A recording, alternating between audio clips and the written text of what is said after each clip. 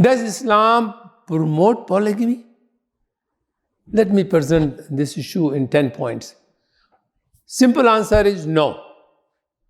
Polygamy in Islam is a permission, not an order or not an injunction. Historically, all the prophets, except Jesus, peace be upon him, who was not married, had more than one wife.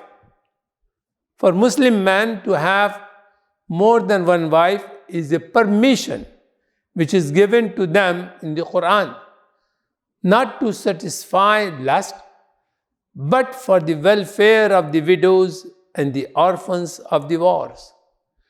In the pre-Islamic period, men used to have many more than 4 wives. One person had 11 wives. When he became Muslim, he asked the Prophet Muhammad sallallahu alaihi wasallam, what should he do regarding the other wives? The Prophet, peace be upon him, said, divorce all except the 4 of your choice. The Quran says you can marry 2, 3, and up to 4 women if you can do the equal justice between each of them. That's given in Surah number 4, verse number 3. Since it is very difficult to be equally just with all the wives in practice, most of the Muslim men do not have more than one wife.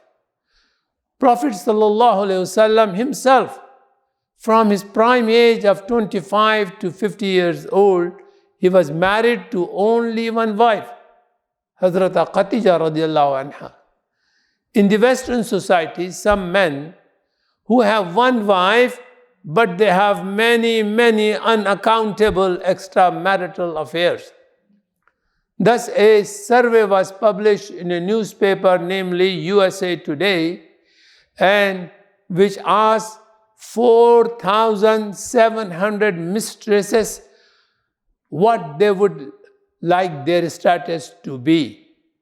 These 4,700 mistresses said they preferred being a second wife rather than the other woman because they did not have the legal rights, nor did they have the financial equality of the legally married woman, and it appeared that they were being used by these men.